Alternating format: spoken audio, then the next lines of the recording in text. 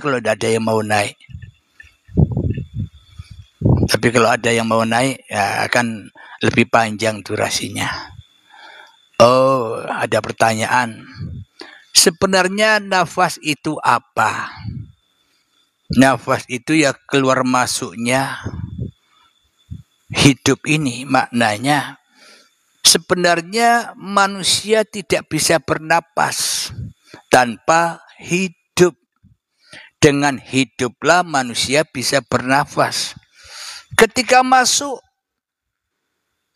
ke dalam tubuh, sebenarnya itu kutiupkan rohku.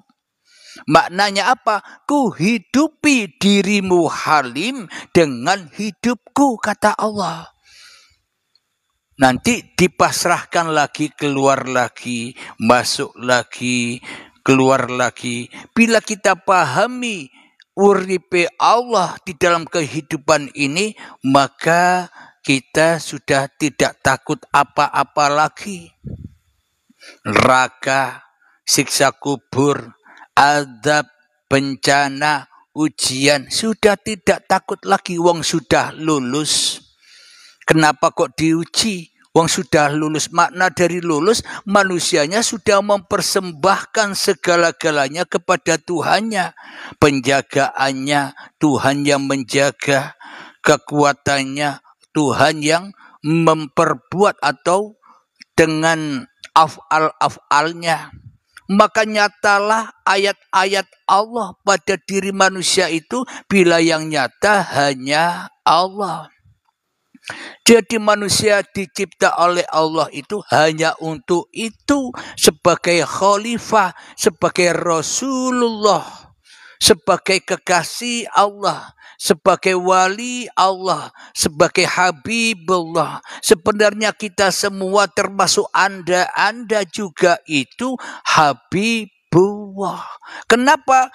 Bila tak ada Allah ya Anda tidak ada.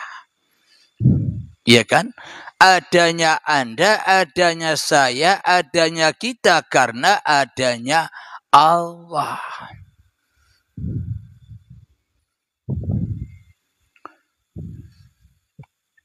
Silakan bila ada yang mau naik. Kita sama-sama belajar. Saya pun juga ingin belajar juga. Jadi kita sesama manusia ini sesungguhnya saling belajar. Kenapa? Karena sesungguhnya saya ya Anda ya saya, podo wae. Kenapa? Bila tak ada hidup, bila tak ada uripe Allah, Anda dan saya pun juga tidak ada. Jadi sesungguhnya bila manusia sudah bertuhan akan bertemu dengan titik apa yang dicari-cari oleh manusia, alias mutu qabla antal maut, yakni kalau bahasa Islamnya syahadat, bahasa Kristennya baptis, sama saja. Akan tetapi meskipun kita bersyahadat setiap waktu, setiap detik berulang-ulang kali, tapi hati kita tidak kita pasrahkan kepada Tuhan, ya pada intinya kita masih ingkar. Sama halnya meskipun tiap hari kita dibaptis, tapi bila hati kita tidak kita pasrahkan kepada Tuhan, ya sama saja masih ingkar dengan keberadaan Tuhan. Jadi bila manusia sudah kembali innalillahi wa inna ilaihi rajiun, maka tak ada bedanya lagi antara manusia dengan Tuhannya. Kenapa? Adanya manusia karena adanya Tuhan. Karena manusia tidak bisa ada sendiri. Karena manusia tidak bisa wujud sendiri tanpa Tuhan. Lantas apa bedanya Anda dengan Tuhan? Tapi bila Anda masih belum memahami, sabar saja. Sabar, proses. Semoga Allah segera memahamkan kita semua termasuk saya. Karena di sini kita sama-sama belajar. Silakan sahabat, ada yang mau naik? Saya tunggu sampai pukul 10. Kalau tidak ada yang naik ya kita akhiri. Bila ada yang mau bertanya lewat tapping-tapping silahkan. Karena satu pertanyaan akan menjadi hikmah untuk saya dan kita semua para yang hadir di sini. Jadi di ayat yang kita kaji surat Al-Diyat itulah kenyataan bahwa sebenarnya wajah-wajah manusia di sisi Tuhan itu sebenarnya bukan seperti wajah manusia, tapi wajah hayawan. Ada yang seperti kuda, ada yang seperti celeng, babi, anjing, kera, dan sebagainya. Kenapa? Karena manusianya masih ingkar kepada Allah. Jadi dikutuk langsung oleh Allah karena ingkar, dikutuk langsung celing jadi kera, dikutuk langsung celing jadi kuda. Maknanya itu bukan seperti yang kita pahami. Dikutuk Tuhan langsung jadi kera.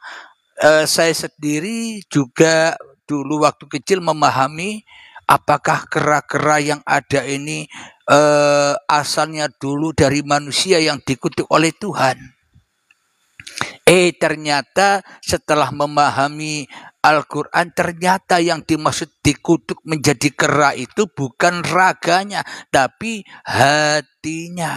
Kenapa? Karena yang beriman, karena yang bertuhan, karena yang beragama itu sejatinya hati, lakunya hati. Jadi kekosongan itu zat Allah. Jadi sebenarnya zat Allah itu kosong tapi isi. Isi tapi kosong. Esa. Jadi Allah menciptakan siang dan malam. Allah menciptakan atas, bawah, kanan, kiri. Allah menciptakan taat dan maksiat. Semuanya selalu berpasangan.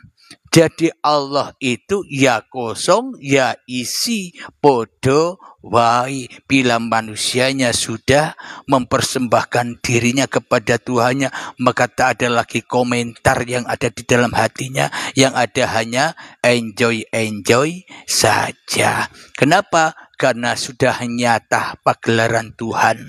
Bukan pagelaran manusianya lagi. Silakan sahabat, ada yang mau naik? Ibu Hayati mau naik?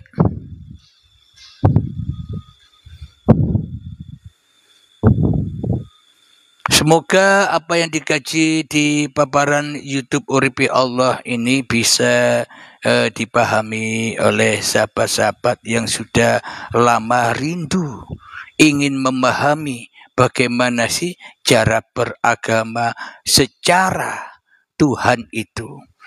Jadi bagaimana sih caranya mengenal atau menghadap Tuhan itu? Kalau kita belum mengenal Tuhan, bagaimana mungkin kita bisa menghadap Tuhan? Bila kita belum bisa menghadap Tuhan, mana mungkin kita bisa sholat, bisa ibadah, bisa apapun, bisa berbuat baik? Ya tidak bisa bila kita belum berhadap-hadapan dulu.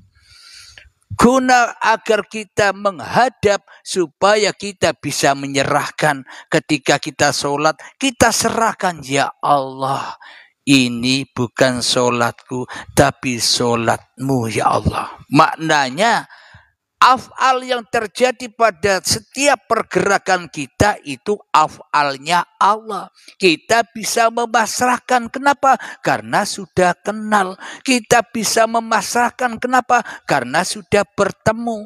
Kita bisa memasrahkan. Kenapa? Karena sudah berhadap-hadapan. Tapi kalau kita belum kenal, diserahkan kemana semua apa yang kita lakukan. Sholat kita, ibadah kita, sholawatan, zikiran, perbuatan baik kita. Pasti selama ini kita serahkan kepada hawa nafsu kita sendiri. Lantas dibakar semua. Gosong, zong. Jadi kita selama ini beramal hanya sia-sia, belaka. Kenapa? Karena bagaimana mungkin Allah menerima ibadahnya, menerima sholatnya orang yang masih ingkar kepada Allah? Tidak mungkinlah. Langgeng menghadap Tuhan, gimana Kang Mas?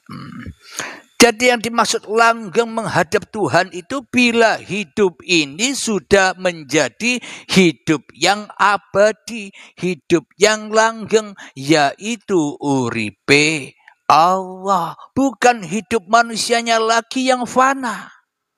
Jadi harus difanahkan manusianya, diadamkan manusianya, supaya dosa-dosanya bersih suci seperti sedia kala. Ketika sudah suci bersih seperti sedia kala, ya masuk surga.